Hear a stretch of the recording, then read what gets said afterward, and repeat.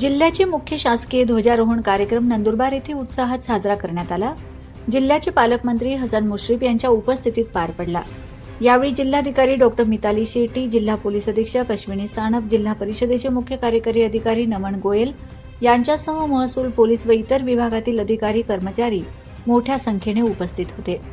यावेळी जिल्ह्यात उत्कृष्ट कार्य करणाऱ्या जिल्हाधिकारी डॉक्टर मिताली शेट्टी तसेच जिल्हा परिषदेचे मुख्य कार्यकारी अधिकारी नमन गोयल, आरोग्य अधिकारी रवींद्र सोनवणे व महसूल व पोलीस विभागातील अधिकारी व कर्मचाऱ्यांचे पालकमंत्री हसन मुश्रीफ यांच्या हस्ते सन्मान चिन्ह व प्रमाणपत्र देऊन गौरव करण्यात आला. चांगल्या कामामुळे समाजात आदर्श निर्माण करणाऱ्या कर्मचाऱ्यांच्या कार्याचे पालकमंत्र्यांनी कौतुक केले.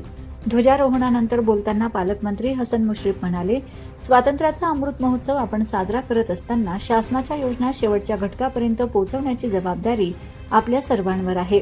नंदुरबार हा आदिवासी बहुल जिल्हा असून येथील नागरिकांच्या आरोग्य, शिक्षण व रोजगारासाठी राज्य शासन कटिबद्ध आहे. अधिकारी व कर्मचाऱ्यांनी पारदर्शकता व संवेदनशीलतेने काम करावे.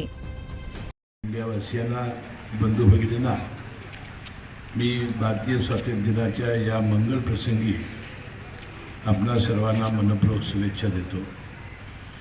देशाच्या स्वातंत्र्यासाठी सर्वस्व अर्पण करणाऱ्या ज्ञात अज्ञात स्वातंत्र्य सैनिकांना, क्रांतिकारकांना आणि हुतात्म्यांना विनम्र अभिवादन करतो.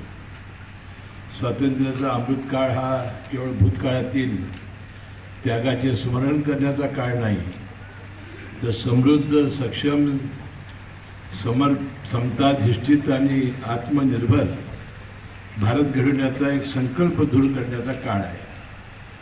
सातपुड्याच्या कुशीत वसलेला आपला नंदुरबार जिल्हा या विकास यात्रेत नव्या आत्मविश्वासाने पुढे जात आहे. आरोग्य आणि वैद्यकीय शिक्षणाच्या क्षेत्रात नंदुरबारमध्ये आशादायी परिवर्तन घडत आहे. जननायक बिरसा मुंडा शासकीय वैद्यकीय महाविद्यालय या रुग्णालयात दररोज 800 ते 900हून अधिक रुग्णांना मोफत आणि दर्जेदार उपचार मिळत आहेत. कर्करोग, शस्त्रक्रिया, केमोथेरपी, दुर्बीणद्वारे शस्त्रक्रिया, अस्थिरोग उपचार, डिजिटल एक्सरे, सिटी स्कॅनसारख्या सुविधा आता जिल्ह्यातच उपलब्ध होत आहेत.